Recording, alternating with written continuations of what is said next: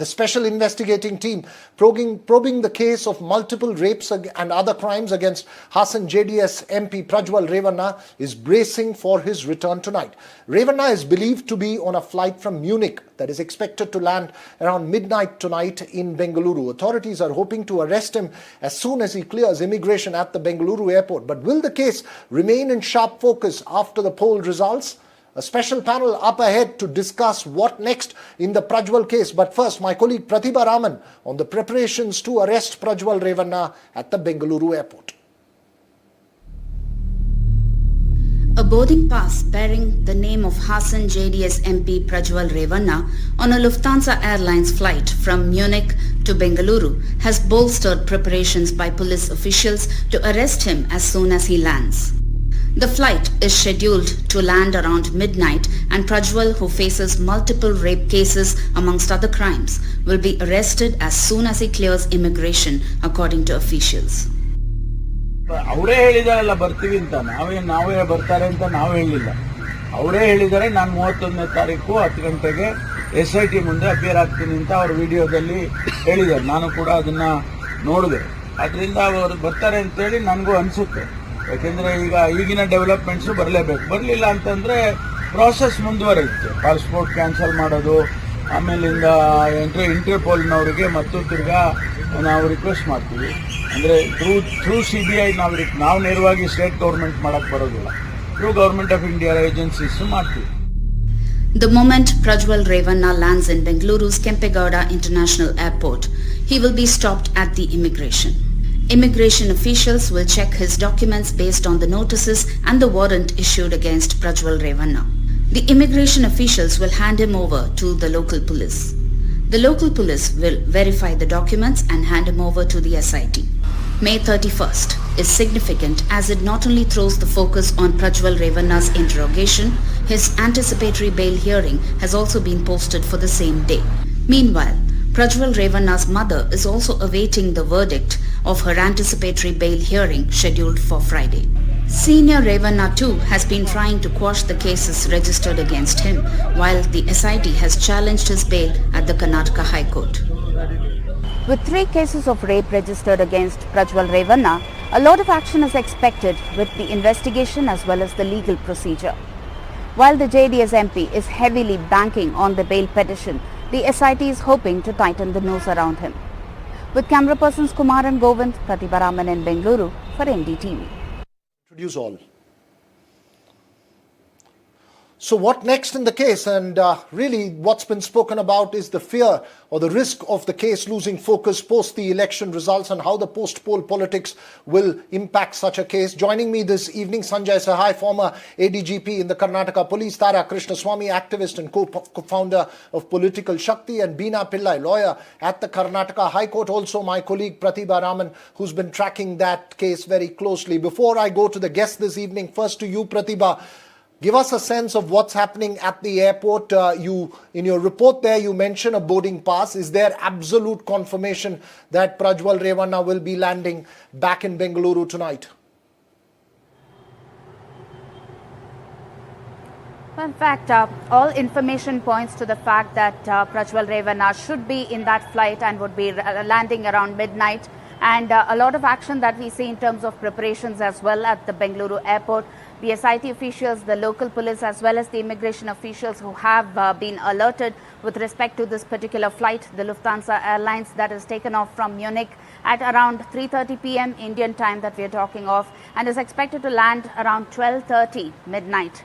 And what we hear is that the immigration officials would be stopping him right there after he lands and passes through the immigration counter. His documents would be verified with respect to, remember, the notices that have already been issued, also the arrest warrant there.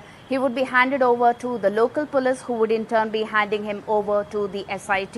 So a lot of action that is expected at the airport right from the time that he would land. Where would he be taken to? How will the interrogation happen? These are some things that still remain unanswered at this point in time. But I'm sure Prajwal Revanna is banking on the bail petition that will be heard tomorrow. And also his mother, Bhavani Revanna, would be expecting the anticipatory bail verdict that is posted for tomorrow. And while there is a lot of action that is expected with respect to the investigation, there is also a lot of action that's expected with respect to the courts and the consequence of that on the investigation. Back to you, Veera. That's right. It's an important point that you make out there. The case and what happens next, those are procedural details that we'll keep tracking. But to our panel this evening and focusing on the main question that we are raising this evening. Will the case lose focus post polls, and what needs to be done perhaps to send a message through this case? First to you, Mr. Sahai. As a former police officer, what would you believe would needs to be done in this case to turn it into a model case, something that is seen as an example in a high-profile political case of this nature from the side of the investigators?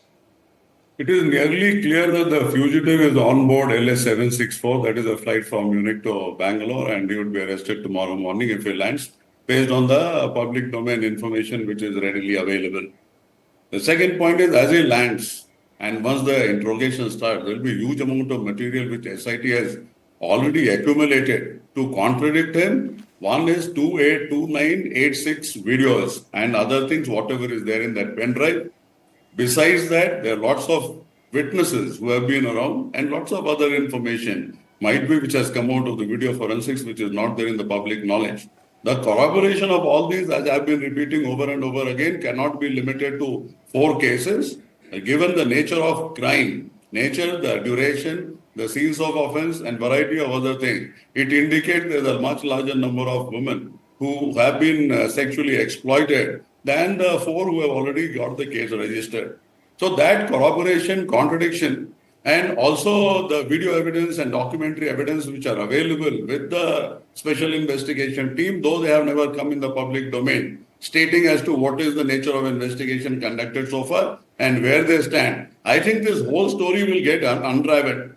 So the dichotomy of the whole situation is that at one point we feel that everything is out in the public domain. And the other side, if you look to the story, I think large part of it is not available in the public domain and it has gone beyond, or it has not come in the legal scrutiny. To bring the whole gamut of this crime to legal scrutiny, I think that is the biggest challenge. And that itself will bring this guy to book. If there are 100 cases, or there is one case where there are, say, 200 offenses or 100 offenses clubbed together, that makes the case rock solid. And if you are able to provide video forensics, which I have talked in your program also earlier, that will make it a very watertight case. So in the days to come, I hope that it doesn't get anticipatory bail. Okay, so if there is a police custodial you make that point, you made a very important point in terms of making it a watertight case. Remember, this is a high-profile case and it's something one can use to make an example of in such cases. Tara, is there a fear, and is it genuine, that post the results and the politics that will follow could impact the case? Is that a genuine worry? Veeraghav, we have had literally thousands of women march in Hassan today. Activists from all over Karnataka have marched to Hassan, and they have tried to provide a petition to the district commissioner who did not show, and the assistant district commissioner at Hassan received the petition to prosecute this, to provide due protection to victims, etc. And the reason that this is happening now, that thousands of women, female activists are marching, is exactly because of this fear. You have a multi-pronged risk with this case. Number one, the crimes against women, usually by prolonging them and by dragging it out, the trauma, you're forcing women to stay with that trauma for longer, relive that trauma, and it becomes difficult over time for people to, recount it. Sometimes you don't even want to go through the trauma over and over with the police, with the lawyers, with the and so forth. Secondly, as you rightly said, there is a particular risk in this case because the individuals involved, he and his father, Mr. Prajwal Revanna and Mr. Revanna, extremely powerful. Their entire family has political power and they have extraordinary amount of access to resources, money, and leverage that, they've disappeared. And this is a look at the number of Right. videos, number of the hundreds of women exploited, and the fact that it didn't come out for so long tells you how much power that they have, right? The fact that BJP knew and allied with them Right. tells No, you you're that making- everybody is incentivized to suppress it. One last thing I will say, in addition to that risk, the other risk that exists is the rest of the political ecosystem, which I was referring to, which is the fact that people knew and yet allied with him, the Right. fact that people knew and yet he left the country. All of this means that the risk is very, very, very high. And unless due protection is given to victims, the survivors are, treated with the sort It's of. a very important point that you're making there, Tara. And I want to take that important point to Bina. Remember, the focus is not just on Prajwal Revanna.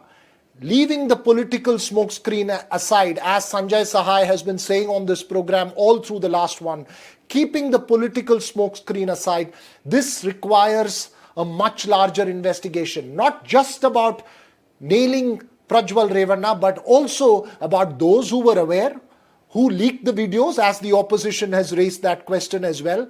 So this requires a much broader approach. Would you agree? Yes. See, the sad truth in the sense, we will have to wait for his conviction, for his disqualification. The only expulsion or suspension from the party is not enough. He has to be disqualified as a member of the parliament. Otherwise, for that, we have to wait for his conviction. How long, how much time it will take. Yesterday, he had. For that, he has to win first, ma'am. We still don't have the results yet. Yes. In case if he is For elected, that, he has to win first. We still don't have the results yet. Yeah. Yes. Yeah. In case if he is elected, there are two situations here. One, in case if he is elected, what are the options in front of us for his disqualification as an MP? So we have to wait till his conviction. That is where, a long time will be taking for that. And again, yesterday he had moved an anticipatory bail. Only because of some technical defects in his wakalat, it has posted today. And that objection is overruled and it is coming tomorrow. Hopefully, he will be arrested from the airport today. And we can hope that he will be produced before the court tomorrow. That is what I am assuming now. Right. So you're saying first step, he needs to be arrested. But Sanjay Sahai, when I come to the investigations, and you have articulated categorically what needs to be done as far as Prajwal Revanna is concerned. But what about the rest? The question will be raised about those who were aware, those who leaked these videos, those who put those out as well. Does this require a much larger investigation without any political smokescreen, as you've been pointing out? See, this is primarily a case of reign of sex terror. And the part of leak and all that which you are talking about, that is only one part of the story. If this thing has been going on since 2020, 2021, how many people were in this knowledge of this and how many of those are elected representatives? Do they don't have any duty towards whatever crime is happening in their area to go and report it to the police? So as long as we keep sermonizing what the citizen is supposed to do, if the elected representatives themselves have become the biggest lawbreakers and run a sex mass crime sort of a racket, I think it's very difficult to unravel that through this SIT. There are a huge number of things which needs a proper judicial commission which should get into the nitty-gritty of every single thing. And heinous cases of this nature should not have a provision of anticipatory bail. When people are picked up for social media remarks and they are there for days and months and years together, and you have people who have indulged in mass sex crimes and they are even getting a hearing of an anticipatory bill does not make sense, and I don't think that legal provision is there in a very strict sense of the term. Right. It is a non-bailable offense, right? So there the matter ends. So all this so it is one part of the story. Yes. The second part of the story You're is right. how do we build up all these cases? So the technical evidence, that also I've been repeating, the technical evidence should overshadow the circumstantial evidence and the witnesses. We have already seen women disappearing from the scene. So what is the guarantee that these witnesses will be there at the time of the trial? Important point that you're making there. I'm completely out of time here, but last 10 seconds, Tara, what would be your biggest fear at this stage? As Sanjay Saha is pointing out, one aspect is the prosecution of Prajwal Revanna. The other aspect is perhaps a judicial commission required to look at all the others who may have been aware and involved.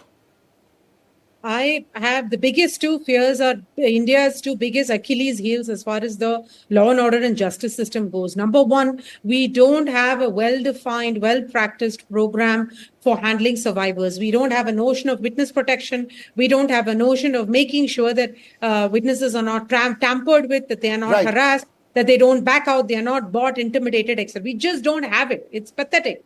And the second issue is the MEA or the union government is not doing anything suo moto. You have to write to them to to issue a blue notice. You have to write to them to revoke a passport. Okay. Why does this have to happen? This is a member of parliament, ex-member of parliament, a member of parliament who just stood for election. So it tells me that there isn't enough intent to bring the accused to justice. There are questions also raised, Tara, over how he was allowed to leave in the first place. So there are multiple questions that have been raised in this case. But once he is back, and if he is back, tonight, then the entire focus will be on prosecution and the other aspects of this case. But the first step is for him to return and be arrested at the Bengaluru airport. We'll keep a close tab on that. Thanks very much to all three of you for joining us.